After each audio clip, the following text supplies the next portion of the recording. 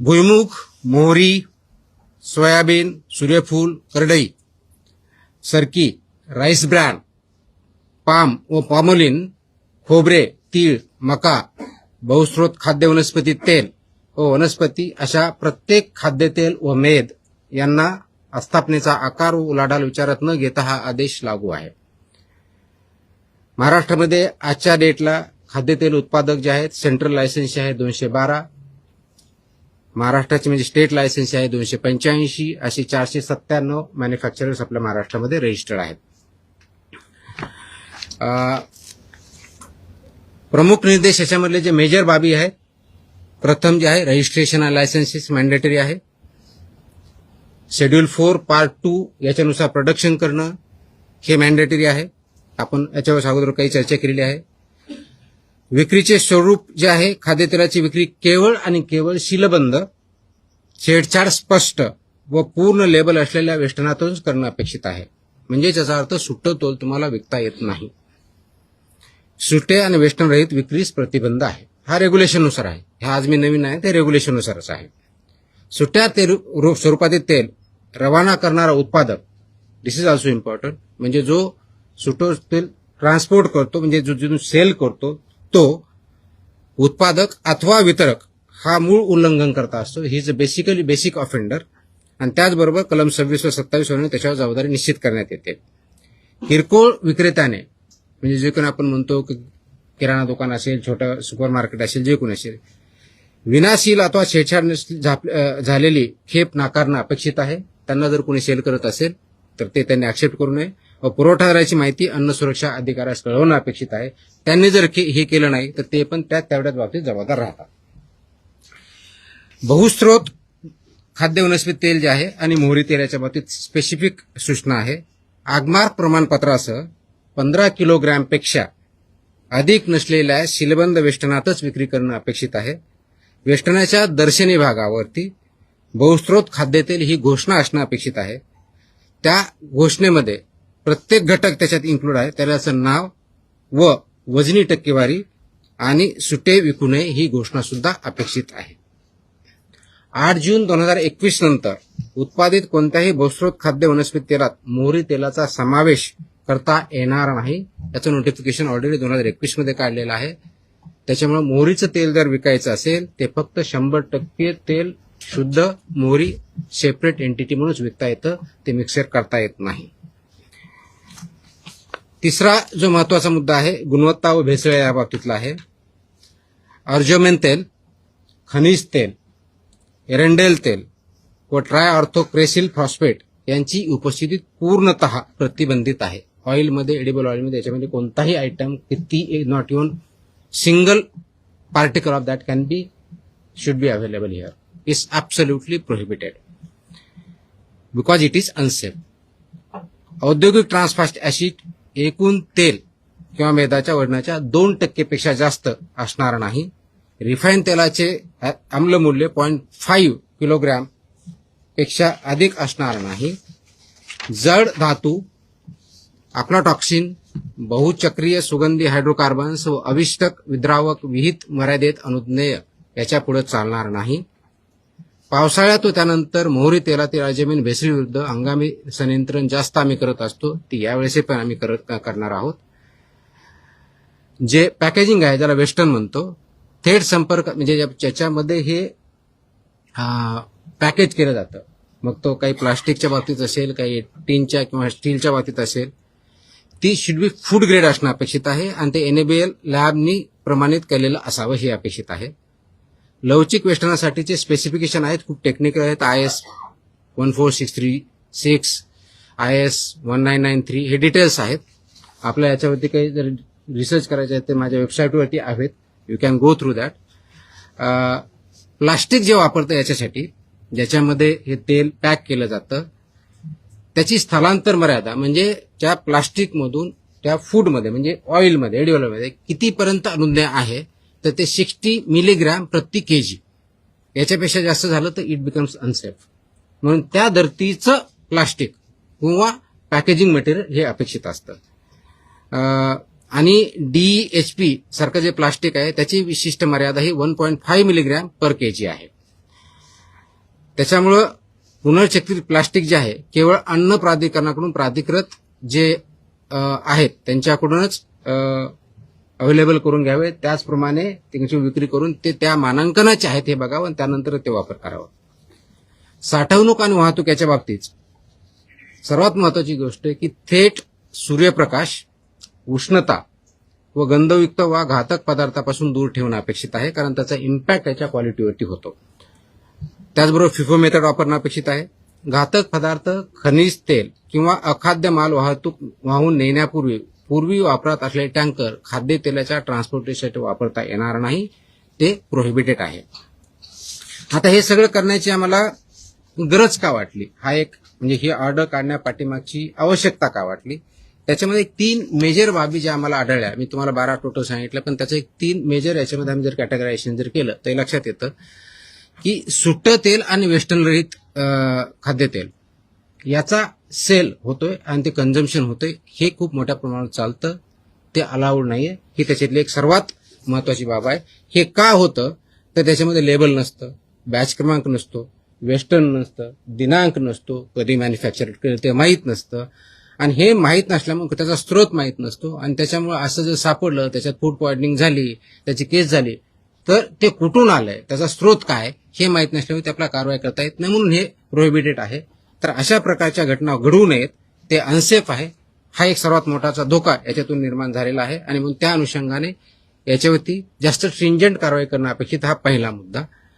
दुसरा जो मुद्दा आमच्या मेजर निदर्शनास आला आहे, वापरलेल्या किंवा गंजलेल्या डब्यात पुनर्भरणं. म्हणजे बऱ्याच अंशी एक खूप मोठी इंडस्ट्री याच्यावरती काम करते की हे जे यूज टीन आहेत, म्हणजे डबे ज्याला म्हणू आपण, ते परत रियूज करतात पॅकिंगसाठी, विच इज प्रोहिबिटेड. ते रियूज करण्यात येताना त्याच्यामध्ये अडल्चरेशन होऊ शकतं, अनसेफ होऊ शकतं, आणि त्याचा वापर झाल्यामुळे जे ह्युमनसाठी कन्झम्पशनसाठी अलाउड नाहीये, प्रोहिबिटेड आहे किंवा अनसेफ आहे, असा प्रॉडक्ट तयार होतो. म्हणून खनिज तेल, वंगण, रंग किंवा रसायने साठवलेल्या डब्यांचा पुनर्वापर तसेच डाग वेल्डिंग केलेल्या डब्यामधून धातूजन्य दूषितता होऊ शकते, आणि म्हणून त्याचा वापर प्रोहिबिटेड आहे. परंतु या इंडस्ट्रीमध्ये काही इस्टॅब्लिशमेंट इलिगली हे वापरतात, त्याच्यामुळे त्यांच्यावरती कारवाई जास्त प्रमाणात होणं अपेक्षित आहे. हा दुसरा मेजर इश्यू आमच्यावरती आम्हाला जो आढळून आलेला आहे तो आहे.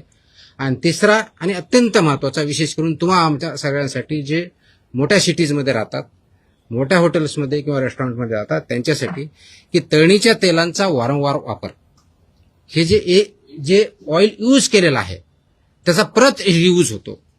ते वारंवार तापवल्यानंतर काय होतं तर त्याच्यामध्ये हानिकारक ध्रुवीय संयुगे, ट्रान्स फॅटी ऍस तयार होतात, ऍसिड्स तयार होतात, अल्डिहाइड्स तयार होतात, आणि त्याचा परिणाम आपल्या हेल्थवरती होतो. त्याचा सेवनाचा संबंध रक्तातील आपलं मेदविकृती, धमनी काठिण्य, उच्च रक्तदाब, यकृत व मूत्रपिंडाची हानी आणि कर्करोगाच्या वाढत्या धोक्याशी डायरेक्टली कनेक्टेड आहेत, असे रिसर्च आहेत, त्याच्यावरती हेल्थ पेपर आहेत, आणि WHO पासून सर्वांच्या याच्यामध्ये वॉर्निंग पण आहे. तर हे अवॉइड करण्यासाठी याच्यामध्ये हे सांगितलेलं आहे की 25% अधिक नसलेलं, म्हणजेच तुमचा जो ध्रुवीय संयुगे ज्याला म्हणतो, त्याचं रिडिंग हे 25 जास्त असता कामा नये, आणि म्हणजे रियूजच्या बाबतीत, आणि जे फ्रेश एडिबल ऑइल असेल त्याचं 15 जास्त असता कामा नये. मी सांगतो I will come to that. म्हणजे मराठी तो पहिले खत्म करने दो, मेरा मुझे बहुत याद करना पड़ा है sir. So this is important and this is consumed by everybody. हे जर आदेश पाळले नाहीत, म्हणजे हे रेग्युलेशन 2011 पासून, काही 2018 पासून, काही 2021 पासून, जे मी ऑलरेडी मेन्शन केले त्या ऑर्डरमध्ये आहेत. माझी ऑर्डर इंग्लिशमध्ये आहे, मराठीमध्ये आहे. सो ज्यांना जी समजेल त्याप्रमाणे आपण करत आहोत. तुमच्यासाठी प्रेस इंग्लिशमध्ये पण आम्ही तयार करून ठेवलेली आहे. So we have learn. तर व्हॉट विल हॅपन, त्याच्यामध्ये पनिशमेंट अशा आहेत की जर याच्यामध्ये उल्लंघन केले, सुरक्षित अन्नाच्या प्रकरणामध्ये कलम 59 नुसार जिथं आम्हाला अनसेफ सापडेल त्याच्यामध्ये 7 वर्षापासून आजन्म कारावासपर्यंत पनिशमेंट आहे, 10 लाखापर्यंत. That is for unsafe under section 59 of act. अवमानक तेलासाठी 5 लाखापर्यंत आहे, 5 लाख पनिशमेंट. मिथ्याछापित म्हणजे मिसब्रँडेडसाठी 3 लाखापर्यंत आहे फाईन. भेसळकारक पदार्थ बाळगल्यास 10 लाखापर्यंत आहे. वैध परवानग्याशिवाय म्हणजे विदाऊट लायसन्स केलं अप टू 10 लाख फाईन आहे. दिशाभूल करणाऱ्या जाहिराती अप टू 10 लाखपर्यंत फाईन आहे. कंपन्यांच्या बाबतीत संबंधित संचालक, भागीदार, व्यवस्थापक वैयक्तिक तिथे आम्ही जबाबदार धरणार आहोत. फक्त तिथला मॅनेजर वगैरे नाही, इट विल बी एव्हरीबडी. आणि आवश्यकतेनुसार त्याचं परवाना निलंबन असेल, इम्प्रुव्हमेंट नोटिसेस असतील, रद्द करण्याची प्रोसेस ती नियमानुसार केली जाईल. आता हे करत असताना कंप्लेन करण्याची मेकॅनिझम आपल्याकडे अवेलेबल आहे. परत आपल्या माहितीसाठी सांगतो की जर असेल, ग्राहकांनी किंवा नागरिकांनी काय करायचं, ज्यावेळेस आपण तुम्ही मी मार्केटमध्ये जातो त्यावेळेस तुम्ही मी काय केलं पाहिजे. तर पहिली गोष्ट, सुट्टं तेल विकत घ्यायचं नाही. Please don't buy loose oil, edible oil, number 1. Number 2, जर ते पॅक आहे तर त्याचं लेबल बघा, लेबलवरचा बॅच क्रमांक बघा, मॅन्युफॅक्चरिंग डेट बघा, बेस्ट बिफोर किंवा एक्सपायरी डेट बघा, वेस्टर्न, ह्या सगळ्या गोष्टी. ते सीलबंद आहे का ते चेक करा. मग टीनचं असेल नाही तर प्लास्टिकचं असेल. This is what citizens should do, consumer should do. जुन्या, गंजलेल्या किंवा पुनर्वापरित डब्यातील तेल विकत घेऊ नये. आपल्याला सर्वसाधारणपणे जर दिसला तर ते अवॉइड करावं, त्याची रिपोर्टिंग करावी. Will act. बहुस्त्रोत खाद्यतेल वेस्टर्न एगमार्क हा मार्क असला पाहिजे. Agmark that is very very critical. आणि घटक तेलांची टक्केवारी तसं पाहिजे. बहुमूल्य म्हणजे 2 तेलांचं एकत्र आहे, त्याच्या डिटेल्समध्ये मोर दॅन 2 अलाउड नाहीये. त्याच्यामध्ये दोन्हीचं पर्सेंटेज, नाव आणि पर्सेंटेज लिहायचंय. त्याच्यामध्ये कोणत्या तरी एकाचं नॉट मोर दॅन 20% असलं पाहिजे, रिमेनिंग 80% पाहिजे. तर नॉट मोर दॅन 20% एक दुसरा अलाउड नाहीये, हे आपण बघायचे. त्याच्यामध्ये त्याचं नाव पाहिजे, त्याचं पर्सेंटेज पाहिजे, ऍगमार पण त्याच्यावरती पाहिजे. आणि तळणीचं तेल वारंवार वापरायचं नाहीये. म्हणजे बऱ्याच वेळेस आपण ते घरात सुद्धा वापरत असतो, तर ते पण ते अवॉइड करावं. त्याचे सुद्धा इम्पॅक्ट आपल्या हेल्थवरती होतात. तक्रार करण्यासाठी ऑफकोर्स complaints.mahadfda.in हा आहे. आपला टोल फ्री क्रमांक 1800-222-365 आहे. फसाईचा टोल फ्री नंबर 1800-112-100 हाही आहे. आणि फूड सेफ्टी कनेक्ट, हे ऑल 4 मीन्स आपल्याकडे अवेलेबल आहे, त्याच्यातून करायचंय.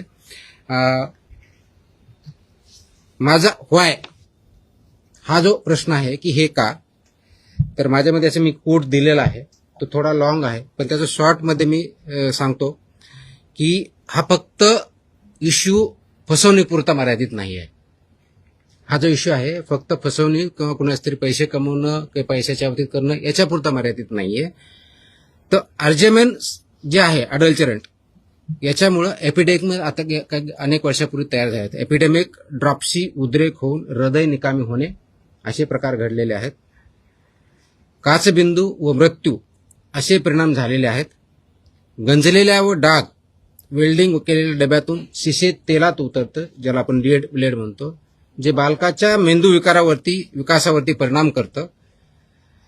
वारंवार तापविलेल्या तेलातील ट्रान्स फॅटी ऍसिड व ऑक्सिडीकरणामुळे धमनी काठिण्य ज्याला म्हणतो, उच्च रक्तदाब, यकृत व मूत्रपिंडाची हानी, पक्षघात आणि कर्करोगाच्या वाढत्या संसर्गाचे याचे रिलेशन इस्टॅब्लिश झालेले आहेत. त्याच्यावरती खूप मोठे पेपर्स आहेत, वेगवेगळ्या संस्थांचे त्याच्यावरती रिपोर्ट आहेत.